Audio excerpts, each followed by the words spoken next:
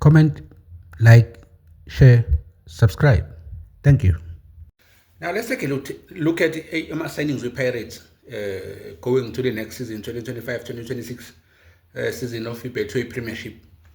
Starting with the coach, Abdeslam Odo.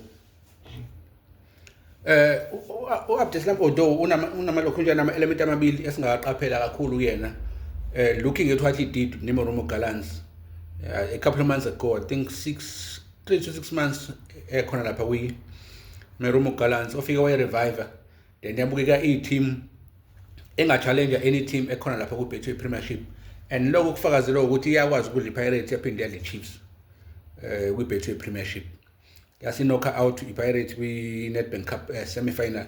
So that was a very, very impressive run looking at that coach. But uma uzobuka i-career yakhe as a footballer, a central midfielder or a holding midfielder, a defensive midfielder, you think that approach yakhe ye-game as a coach is over more defensive. Looking at what he did kuyona Meromo Gallants, because qala structural defense, because Meromo Gallants they consider too many goals throughout the season. But uma befika lapha into yokuqala establish defense first, uma structural defense, then why say move ke wayidlalisa high line, isi pressure high, and those are the key elements yok pressure high nama transition movements wayo. Meromo Gallants eyadla ngayo i-Pirates kulo yathunile, ngikhumbula kahle ngicasula lo yathunile i-weekend yonke.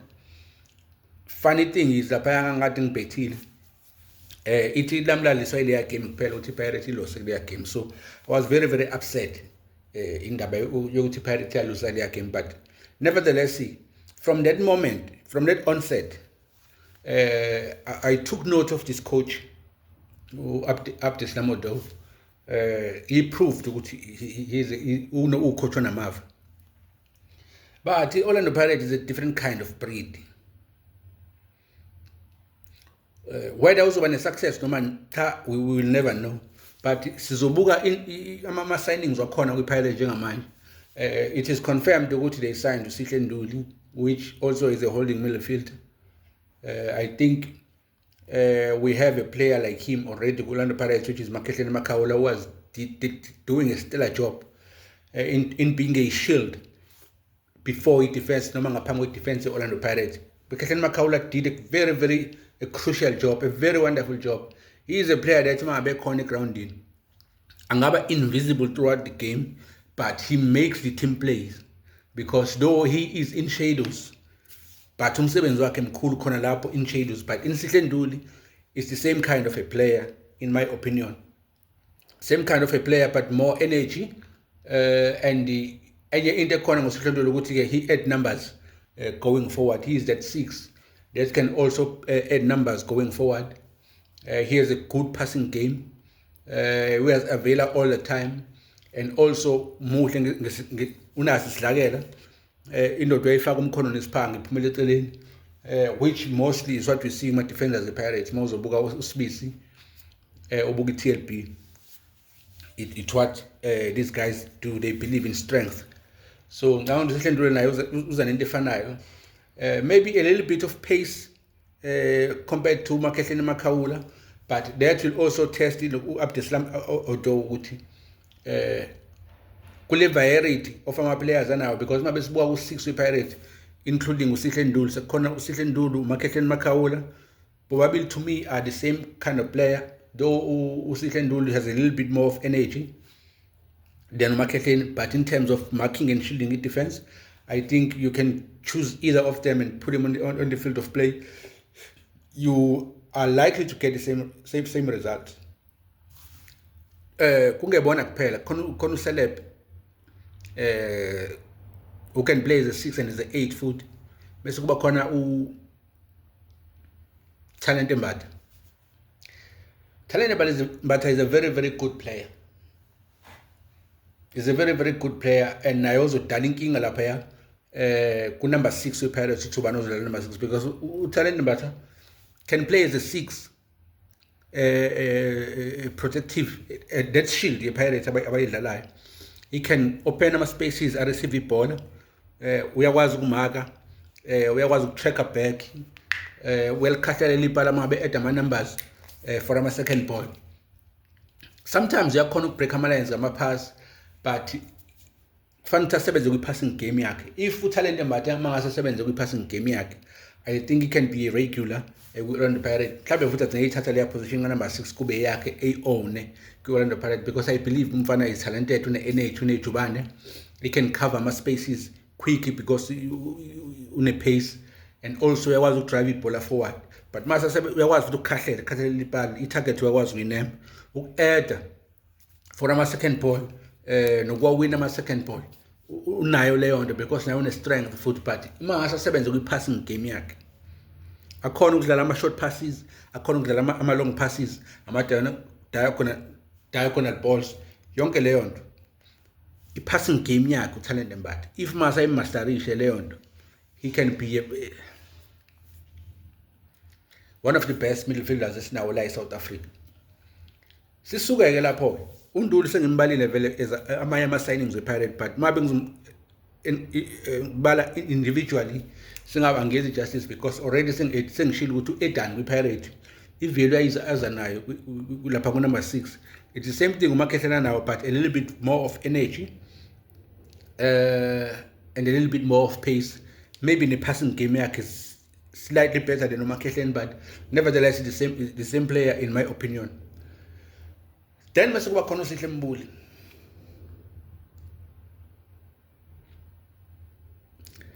Bese kuba khona uSihle Mbuli. Umbuli kodwa, I think umbuli uma ngabe ezoba ne-support system right imsurroundile, he can easily be the best midfielder eSouth Africa ku-Betway Premiership. If mase kuthiwa i-support system noma i-support structure noma abantu abamsurroundile can be supportive and bam-influence positively moving forward, he can easily be the best midfielder ekhona eSouth Africa njengamanje. And I think that was a very, very good signing with on the Pirates. I do not know if the technical team or Dr. Ivan Khoza or Nzeli sign, or we are no coach Abdeslam Odo, but whoever made the signing, Sipho Mbuli made a very, very good decision. We are hoping Sipho Mbuli will have a support system right emsurroundile to ensure that they bring out the best out of the guy, because he's a very, very good midfielder. Can play as a 6, can play as a 8, he can play as a 10. Noma ikuphi lapha ku-midfielder uSipho Mbuli ungamthola central. Can play as a 6, as I've said. He is good at receiving ama-passes and make ama-passes. He can take amadoda on, and uyakwazi ukuvela ama-spacing, uyakwazi ukuphasa space. Is everything that you need kwi-midfielder uSipho Mbuli. Usidla ucabanga uSipho Mbuli, we share the same name, by the way. He's a very, very good technically gifted player, uSipho Mbuli. I think so far that's the best signing probably with PSL engisayizwile in terms of players are signing. But uSipho Mbuli can play as a 6, can play as a 8, can play as a 10. So sizobona ukuthi kuzodepend ekutheni Abdeslam ufuna ukudlala hlobo luni le game, because he has a variety of players lapha ku-midfield who can produce ama-result any day and any time, depending on what type of a game he is planning to play at a particular time or at any given day. Baphinde basayina futhi khona nomfana othulayo. There's this very, very quiet boy. The Pirates also signed Ukwayiba, a very quiet type of a player. Very quiet type of a player. Most people knows him ngokuthi umuntu odlala kakhulu kuma spaces. And I believe ukuthi ilapha with Diski TV lababuza khona ukuthi ubani ozomphasa, because umuntu isikhathi esiningi odlala into pockets. Ogijimela kuma space, ubani ozomphasa into spaces. Well, the Pirates has answered that question. Ukuthi uma ngabe lo mfana egijimela kuma spaces and elinde ibhola lapho, then we have the likes of Dlamini, is a good passer of the ball. We have Umbuli manje, he's a good passer of the ball. We have Tito, he's a good passer of the ball. Sometimes Urele can tuck in, he's a good passer of the ball. So we have a number of people abazokwazi ukuphasa uSinoxolo Kwayiba uma ngabe khona in the field of play, since ewumuntu othanda ukudlala kuma pockets or ewumuntu othanda ukubalekela kuma spaces. Very quiet player but a very good finisher. I don't know ukuthi Abdeslam uzomdlalisa kanjani uKwayiba, but sometimes he can play as a 10, which I don't recommend ukuthi umdlale as a 10. If we have a player like uDlamini, if we have a player like uTito, if we have a player like Urele, who can play as a 10, if you also have uSipho Mbuli, I don't see why ungathatha uKwayiba umdlalise at 10. But if ezoba a second striker at any given time, la Abdeslam ebona edinga khona ukudlala mhlambe at least 4-4-2, or you need to use two strikers, or amenze an out and out striker nakhona futhi ongasebenza, I think uzoba more effective kakhulu lapho. But also sakhuluma ngama strikers, kukhona isniper, kukhona lo mfana omncane lo uRadio Pan, kukhona uNgwana Sisi. Those are my regulars, noma abantu abebethola ijezi last season kwi-Pirates bobathathu. So adding uSinoxolo Kwayiba is going to be very, very interesting ukumbona uSinoxolo Kwayiba elwela ijezi elithatha kulabadlali bobathathu, because these three players were very, very impressive. But nakhona futhi kuzodepend ekutheni uAbdeslam uza naye iphi approach njengoba ezodlala ilokhu njani ezocoach iPirates. But i-high press yakhe, i-high pressing game yakhe ake ayidlala ngamaRomo Gallants, le edle ngayo iChiefs, especially the second half yeChiefs, nale adla ngayo iPirates, is very, very impressive. Uma uzobuka isquad sePirates, uma abe ukuthi uRele bazokhona ukumgcina, uNkotha bazokhona ukumgcina, and uma abe kuthiwa sofaka uRadio Pan, umuntu osane pace ne-energy futhi up front, then it's going to be very, very interesting ukubuka le season ezayo. It's going to be very, very interesting. Kono Moremi futhi apha from AmaZulu, who is signed from AmaZulu, also a midfielder, and also plays the attacking midfielder, maybe as a 10 or sometimes as an 8. So it will be very interesting also to see ukuthi lapha kwi-midfield yePirates kuzodlala inhloboni yegame, pool of players ekhona, ucoach uzosebenzisa abaphi abadlali for what reasons, because kunama competitions amaningi akhona on the way njengoba sikhuluma nje, including iBetway Premiership First, MTN 8, iNedbank Cup, iBlack Label, iCAF Champions League, what else? The Nedbank Cup. I think all those championships are on the way, and the Pirates is known ukuthi ithatha ama-cup kulama season amathathu adlulile, and we want to continue kulowo mqiqo loyo. So it will be very, very wise for Coach Abdeslam not to break what Jose has started, but to build upon it moving forward. Well, kuma signings abawenzile so far so good, and I've heard ukuthi barelease uMarco, not bad. Yeah, they had to let him go. He's a good player, uMarco, a very, very good player, talented player, good technically, awareness yakhe khona, and he also yakwazi keep position yakhe, make attack futhi uyakhona uku-attack, but where Pirates is going, I don't think ukuthi besakhona ukufita in lapho. uTian Hoto besengamgcina for one more season, but usemdala, so it is very, very wise ukuthi bamdedele ukuthi njengoba ngizokuthoba bamdedele, I'm not sure ukuthi iqiniso yini, and get another exciting young player khona lapha ukuthi bengajabula kakhulu futhi maze bathola uRaphul lapha ku-Super Sport United. I'm not sure ukuthi bazomsayina yini, but I'll be very, very happy mase kuthiwa basayina uRaphul for a left back eOrlando Pirates, maybe no Pasadena, but ngingezwa bemkhomba kwi-Kaizer Chiefs uPasadena, so I'm not sure if he's signing for Pirates or Kaizer Chiefs. And it can happen also he pops up at Mamelodi Sundowns. Mamelodi Sundowns is one of the best teams in Africa, and it's the best team in Africa.